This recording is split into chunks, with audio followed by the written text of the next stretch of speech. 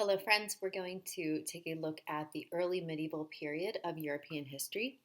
And by this, we mean around the years, we'll say, starting with the fall of the Roman Empire, so around the year 4 and 500 CE, through around the year 12 to 1300, or the era when the plague will eventually hit Europe, is what we will name the early medieval period. So let's take a look at what is the general political breakdown of Europe around the year, between 700 and 800.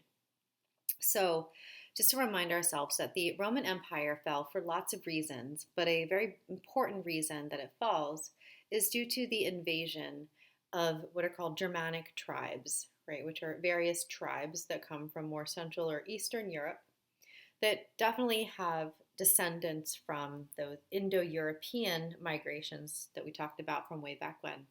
So they begin to invade and take over Western Europe and slowly begin to settle into regions, build up kingdoms that eventually become some of the political entities of Europe that we know today. So around the year, specifically the year 768, this is a snapshot of politically what's going on in Europe. So as a reminder, Spain was occupied by the Umayyads and eventually becomes an independent caliphate known as Al-Andalus. But otherwise, Eastern Europe is settled by various Slavic groups of people, including a growing Russian kingdom. Italy is broken down into multiple what are called papal states, which is connected to the Roman Catholic faith. Part of what is like Sicily, or kind of the lower boot of Italy, is actually part of the Byzantine Empire, because that is still, ruling over what we know as modern-day Turkey. The British Isles are ruled at this point by lots of small tribal groups, including like the Celts. The only kingdom or empire, so truly centralized entity happening in the medieval period, is the brief reign of the Franks, or what's better known as the Carolingian Empire. So the Franks were one of the Germanic tribes who eventually settled into the territories that we know as France and Germany today. And what we'll see is that the Frankish kingdom, which is in this lighter green here, was directly ruled originally by Clovis and some of the early Carolingian family.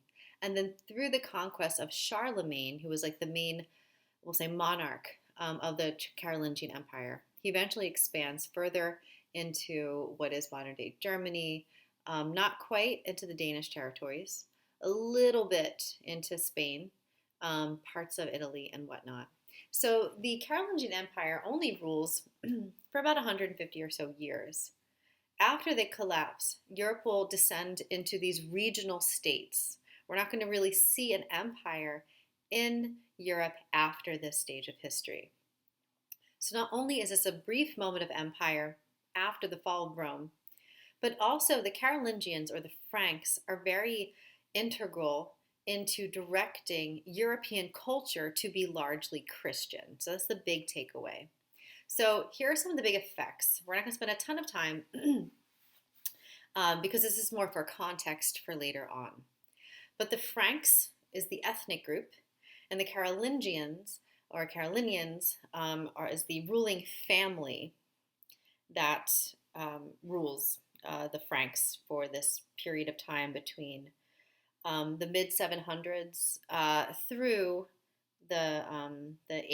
close to 900 CE.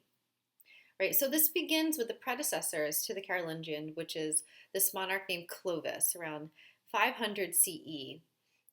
Even though he originally was pagan, he will convert to Christianity around 500 CE. And so what we start to see are waves of pagan leaders who were part of these waves of Germanic tribes that were taking on Rome. They begin to convert. And so we start to see an incremental increase in Christianity. Eventually, one of his descendants, Charles the Hammer, as we know, stops the Umayyad expansion into Europe in the Battle of Tours in 732. And this is a very important turning point because if he hadn't done so, the Umayyads would have pushed further into Europe, and it's quite possible that Europe would have been an Islamic predominant region instead of being predominantly Christian as it is throughout history.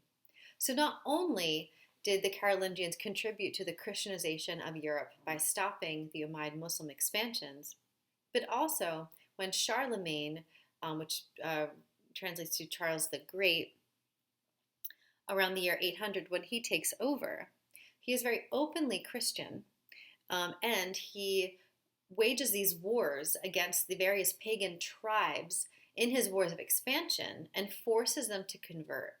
So the Carolingians did have a very forceful convert or die policy. So this is another way they enforce Christianity, as well as through using state funds to construct a lot of churches and monasteries. They funded monks to work in these libraries, or scriptoria, as they were also called, to create illustrated manuscripts of Bibles. So since Europe did not at this point have any printing presses, everything had to be copied by hand.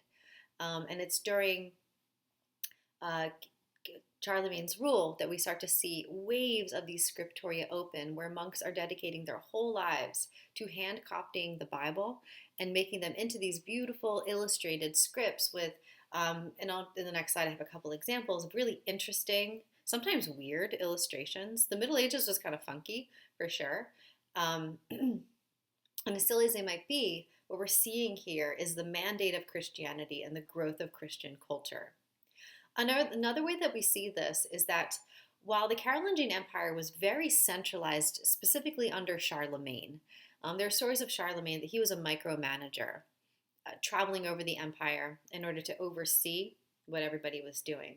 But he did have two appointed officials who reported directly to him, who would travel together around the empire to oversee it. And these two people together were referred to as the Missi Dominici. And one of those figures oversaw the political matters, and the other one the religious matters, to ensure that everybody was adhering to Christian doctrine. So here we see that there was no separation between church and state, which is why the Franks or the Carolingian Empire is often referred to as the precursor to the Holy Roman Empire, which will come afterwards. So one thing that hopefully you remember is that after the Abbasid takeover from the Umayyad, that there is a peace that is reached between Harun al-Rashid, the leader of the Abbasid Empire, and Charlemagne. And this truce allows for a period of peace not only in the Islamic realm, but also in Europe, which leads to a golden age in Europe, just as it did in the Abbasid Empire. So this is sometimes known as the Carolingian Renaissance. So the century from about 800 to 900 is known as a Renaissance period, where we see this rise of libraries, literacy, building beautiful monasteries, churches, castles, all that type of stuff. It's said that Charlemagne himself was not literate, but he wanted more people to be literate. So as I said, he sponsored all these monastic schools, these monastic universities, which are going to grow in popularity by the mid-period of the Middle Ages, as well as these scriptoria that I've already discussed. It's in this era where they invent what's called Carolingian minuscule, which is better known as lowercase, and I'll show you what that means. Because previous to this, the way that the Latin alphabet was written was pretty bizarre. Everything was in what we now consider capital letters, and all the letters were really squished together. And so a lot of the monks of the time period admitted that it was pretty hard to read, so they invented lowercase, so you knew where one word ended and the other one began, so that helps. Other elements of the Carolingians that I want to highlight is that they offered a lot of standardization in a time period that was not at all standardized. Because what we have to remember is that the fall of Rome created absolute political chaos in the European continent. And this, century of the Carolingian Renaissance, it was just a brief respite from it. And so any of the standardization that is set by the Carolingians will help to create some semblance of order even after the Carolingians fall. So one of these things is economically, they adopted a gold standard so that their trade could align with the Muslims and Muslim currency, which while there's not a ton of trade between the two, there's some.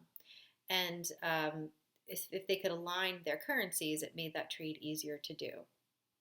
Also, Charlemagne invents what we think of as a standard feudal structure, which we'll learn more about in the next video, where there's a manor system and there is a sense of hierarchy and loyalty. It's from his government where that is structured and standardized. And in many ways, that feudal structure helped European societies survive the lack of safety and a lot of the other tenuous situations of the medieval period.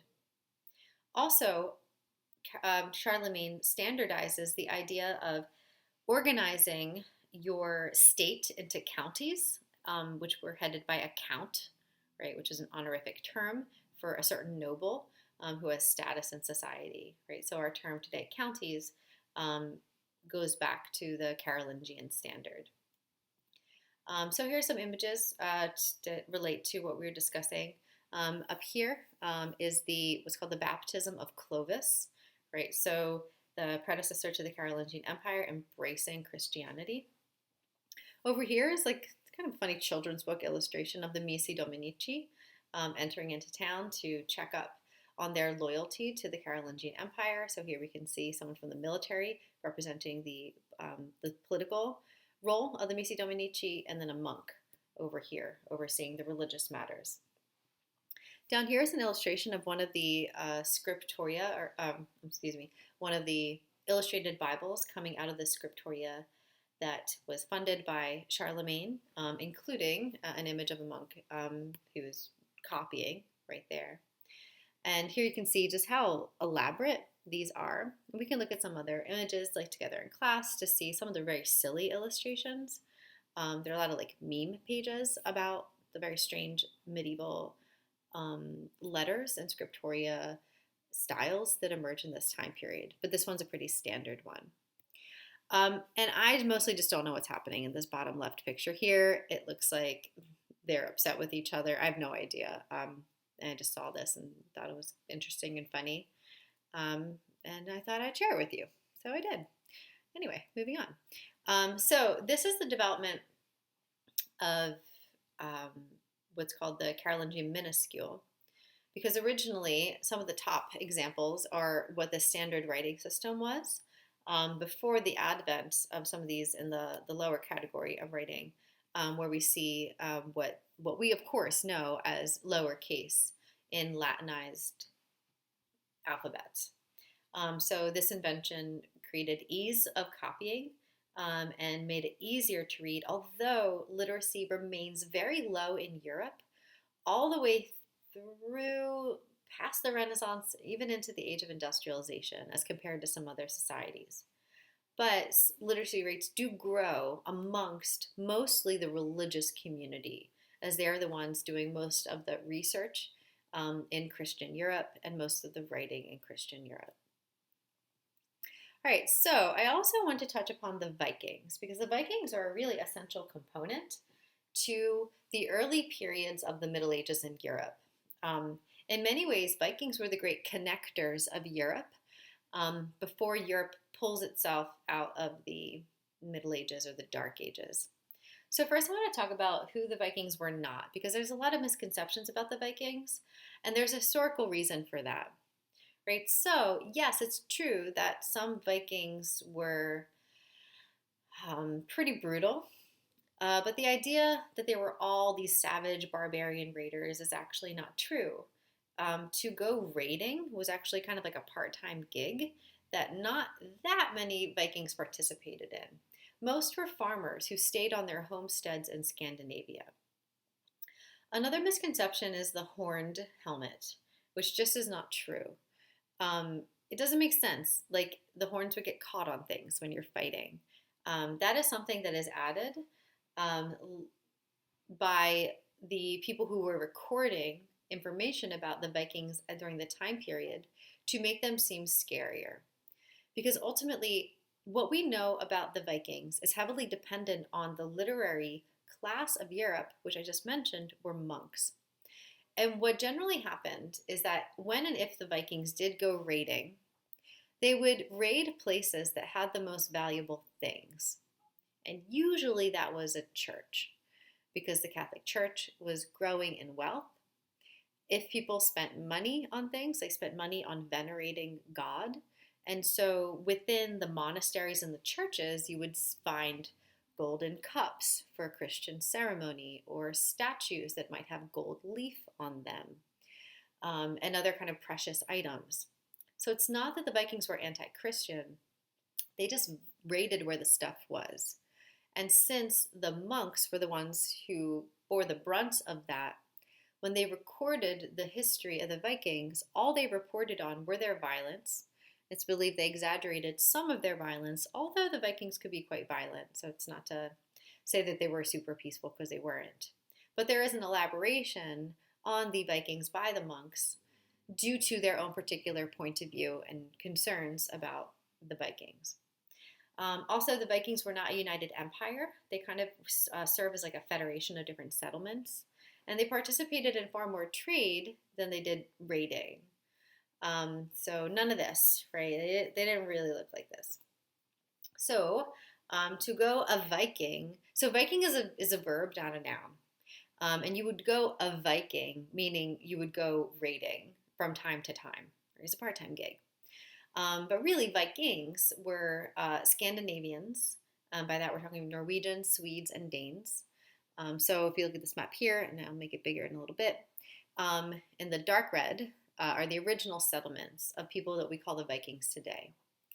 But when we use the term Vikings, we're referring to the men who were usually farmers and traders and craftspeople who took up a Viking in order to supplement their incomes, right, to get new stuff, especially because in the years like 700, 800, 900, there was very little trade happening in Europe because of the chaos, and people were not willing to kind of take on the risk of trade because of the fallout of the Roman Empire. So in order to supplement what they needed in their settlements, they would go a Viking, and as I said, target towns and churches and monasteries, especially churches and monasteries, because they had all the cool stuff. But otherwise, when a Viking wasn't busy farming and stuff like that, that's when they went raiding, and they would always come home in order to take care of the harvest, and usually would stay home during the winter time because it was dangerous to travel, especially if it got super, super cold. But since raiding was pretty profitable, some of these farmers did become full-time raiders and pirates, and they would have a pretty rough reputation because they could be very efficient warriors. They're said to kind of sneak up on people, and explain how in a little bit. But I just want to make us aware that there was much more to Viking culture than just raiding all of the time.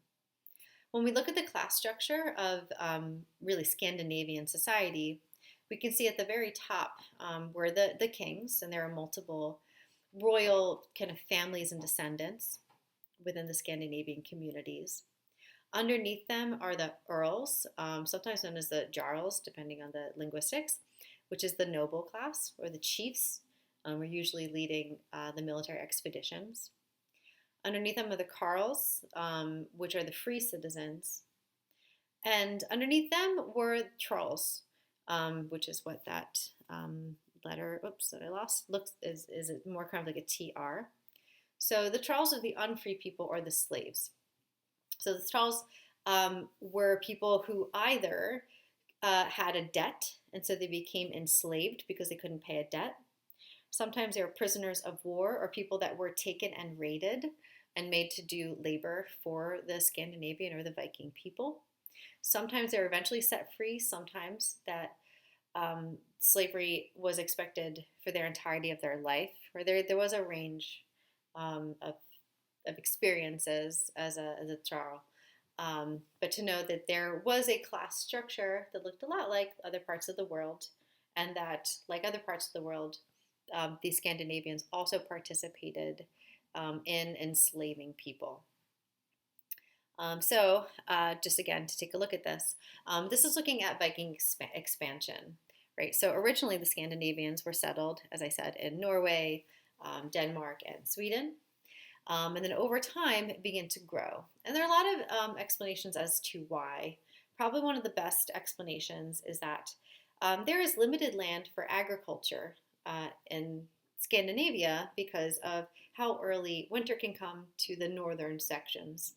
And since the Vikings participated in what's called primogeniture, which is that the first son gets all the land and inherits everything, it meant that there are all these second sons who wanted land and wanted the ability, right, to have access to building up their own land and wealth and inheritance. They wanted something for themselves.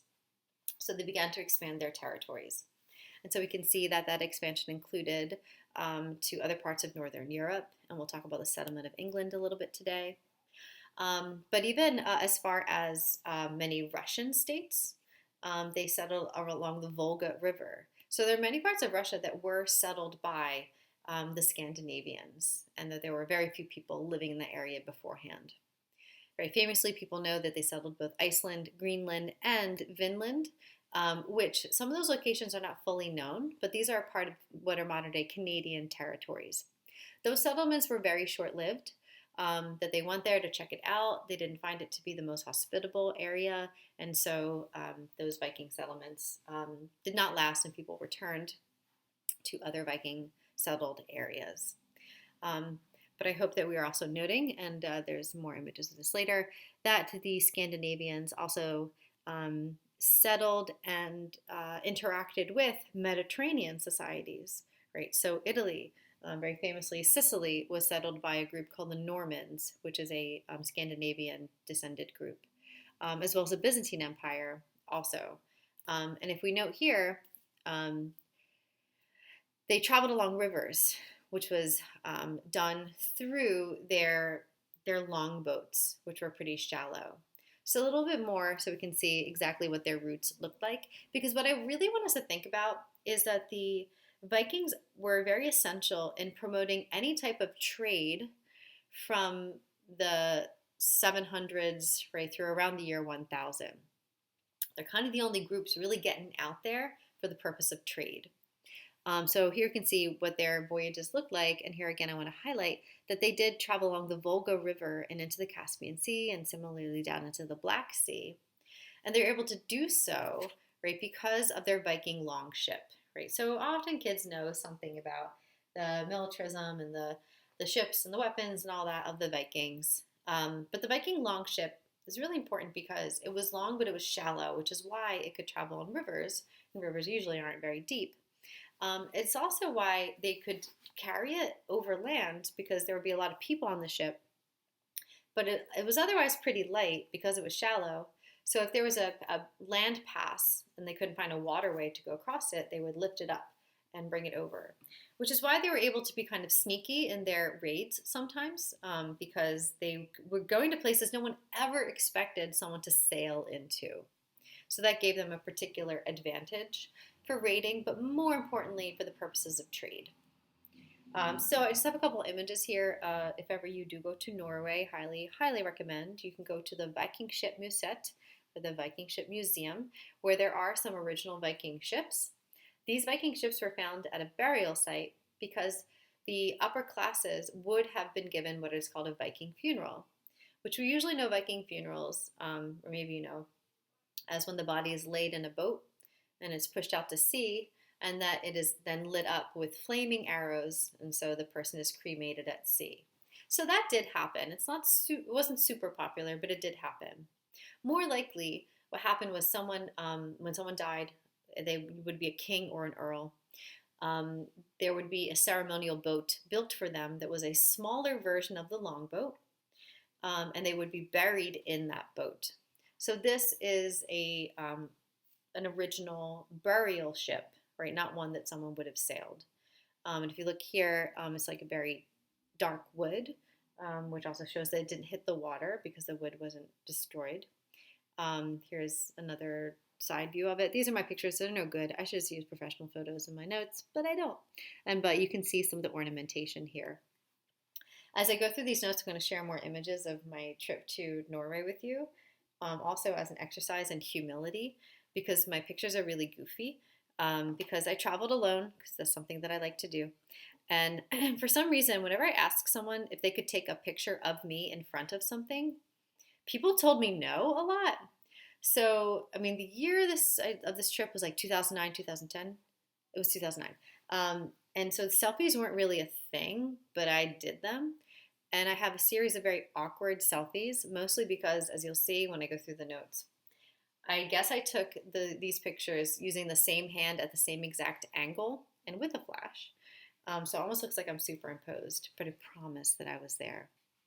But anyway, you'll see more pictures and I'll make a fool of myself. In terms of religion, originally, as you probably know through some famous movies, that the Vikings believed in a pagan religion, right? So a non-Christian polytheistic religion, known as Norse paganism now. So the Norse gods included Odin and Thor, Loki, and all these others like Freya, etc. And these gods are like extremely powerful, Odin being the most powerful of them, Thor being the warrior god, Loki being very mischievous, etc.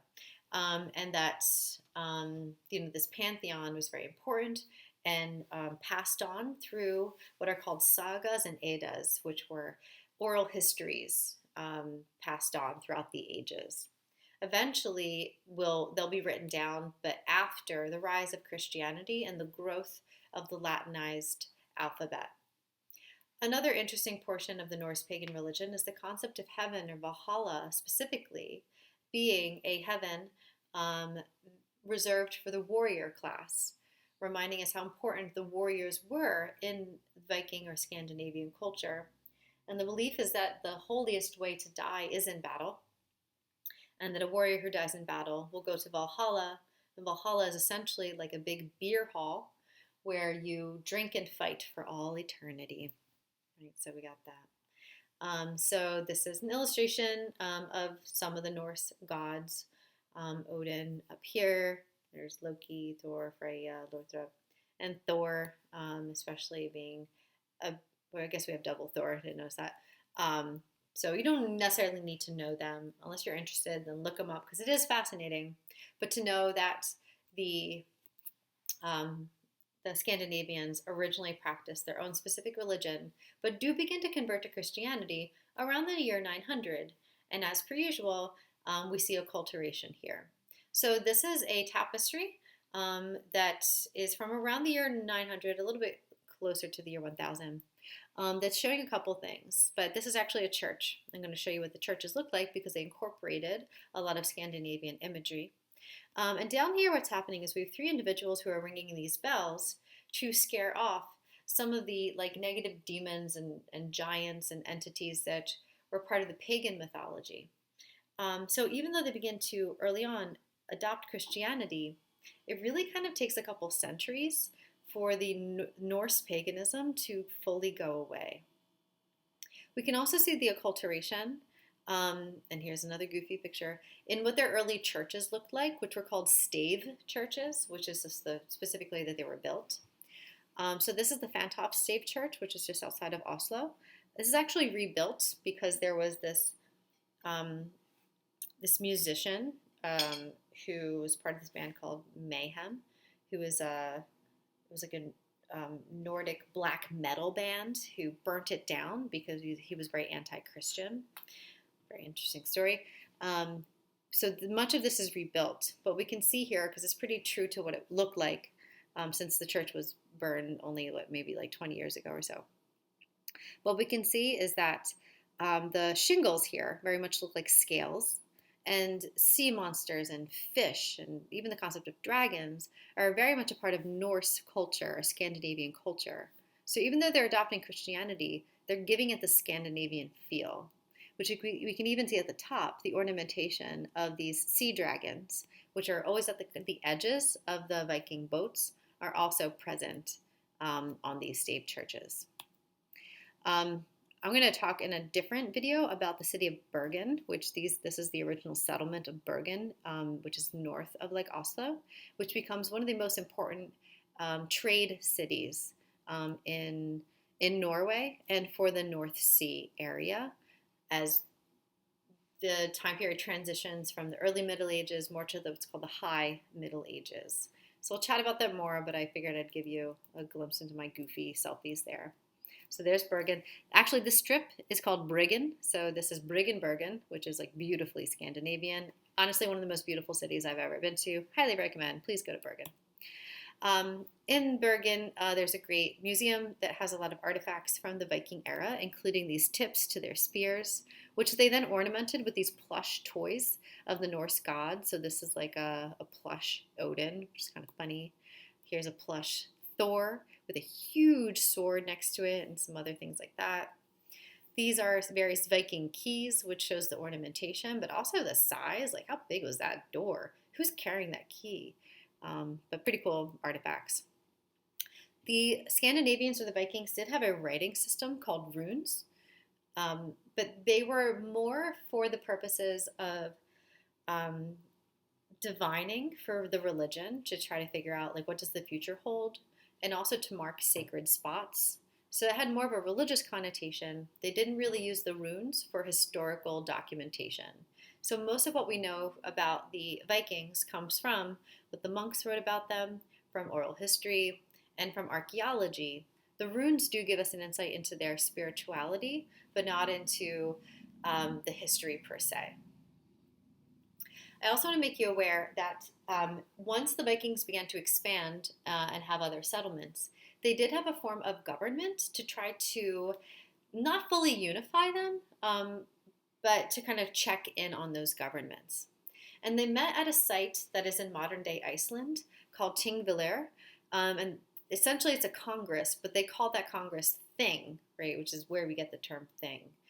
So it's kind of difficult to see. Again, this is one of my pictures, but there's this huge kind of crevice here, and this is actually the continental divide between North America and Europe. And so members from the various Viking settlements would meet here once a year to discuss issues of how the settlements are going, who's staying loyal to various forms of the Viking codes, and things of that nature. So it's like our earliest version of a congress, at least in European history. Just a couple cool pictures, because why not? This is in Iceland in Gullfoss, which foss means waterfall. There's tons of them, and they all smell like sulfur, since there's a lot of geothermal energy underneath the land in Iceland, and super cool. And this is just a really cool beach and what's called Vik, but you can just look at it. We'll move on from here. So there are lots of Viking settlements, but I do want you to be aware of the Viking settlement into England. So there's a group called the Normans, and the Normans descend from the Vikings, and they had lived in a settlement in northern France in the area of what we call Normandy today, right? So now we can see where the name comes from. Over time in their settlement, linguistically, they take on what we know as like a French language. So the Norse language, or the Scandinavian language, begins to have French influence. And they build up this culture. And by 1066, they have a very powerful leader named William the Conqueror, who here is, where is he? This is him right here. This is a tapestry showing the crossing over the Channel as William the Conqueror leaves Normandy and invades England. And in 1066, he wins what's called the Battle of Hastings and successfully takes over parts of England and begins conquesting the rest of England. So this is a map looking at the Norman conquests, right? So originally settling in Normandy and then moving over to the British Isles little by little, taking that over. England at that point, before the rise of the Normans, had been, at least in the lower section of England, had been ruled by the Anglo-Saxons. And so they begin to push further north into other British Isles. I also want you to note that the Normans also briefly settled and had a kind of like a brief conquering in southern Italy, as well as in parts of like what is modern day Turkey. So they're pretty busy, and you can't see like the Jordanian section here, but they had a lot going on. but we're going to focus on their effects in England because they very much had a huge effect on our culture. So the language spoken in the southern sections of England before the Normans was Anglo-Saxon, or sometimes referred to as Old English. And Old English really does not sound like what I'm doing right now, right? Speaking modern English. So linguistically, modern English as we know it today is very much due to the Normans and the effect that the Norse language, as it blended with French, had on Anglo-Saxon to meld slowly into modern English. So as an example of that, I want you to listen to what the Lord's Prayer sounded like in Anglo-Saxon. So if you're unfamiliar, the Lord's Prayer in English currently is also known as the Our Father, but it goes, Our Father who art in heaven, hallowed be thy name. Thy kingdom come, thy will be done on earth as it is in heaven. Give us this day our daily bread, and forgive us our trespasses, as we forgive those who trespass against us. And lead us not into temptation, but deliver us from evil. Amen. Right, so that's what it sounds like currently. This is what it is in Old English, or really Anglo-Saxon. I'm going to try. So now I'm going to play a recording of the Lord's Prayer as spoken in Anglo-Saxon. And fun fact, this is my boyfriend, my partner, who studied Anglo-Saxon in college. So I made him recite this for me since he has a pretty accurate pronunciation. So listen and enjoy. Oops, hold on. Fader ore, þú þig heavenum, sí þín nama je halgod. Tove kuma þín ríkje, je vorde þín vilja, on erdan swa on heavenum. Orne je deg kwamli tjanes lachsyle us to deg, an forgiv us ore jultas, swa we forgiv us, jultendum. Han neje lad du us on kost nunja, ak alus us of uvele, sovliche. So that's that. He definitely hammed it up for you guys a little bit, but that's what it sounds like. And after Norman influence, we see a transformation of the language in Middle English where it starts to get a little closer to what we're used to, right? So here we can see the Lord's Prayer, right? So we can kind of read this out. Our Father that art in heaven, hallowed be to name. It's got this Irish accent. Thy kingdom come to, thy will be done in earth as in heaven. Give us this day our bread and other sustenance, and forgive us our debts, as we forgive unto our debtors. And lead us not into temptation, but deliver us from evil. Amen. So a little bit of that. An example of literature that is Norse in origin, but is considered kind of the beginning of the English literary tradition, is the story of Beowulf, which you maybe have read or maybe you've seen the movie, but it's a story of a Norse warrior, right, and some crazy stuff that he gets into. But it is ultimately Norse. So there's a lot of English linguistic culture that is actually rooted in Viking culture or in Norse culture. All right, I will stop there. Thank you for attention. Goodbye.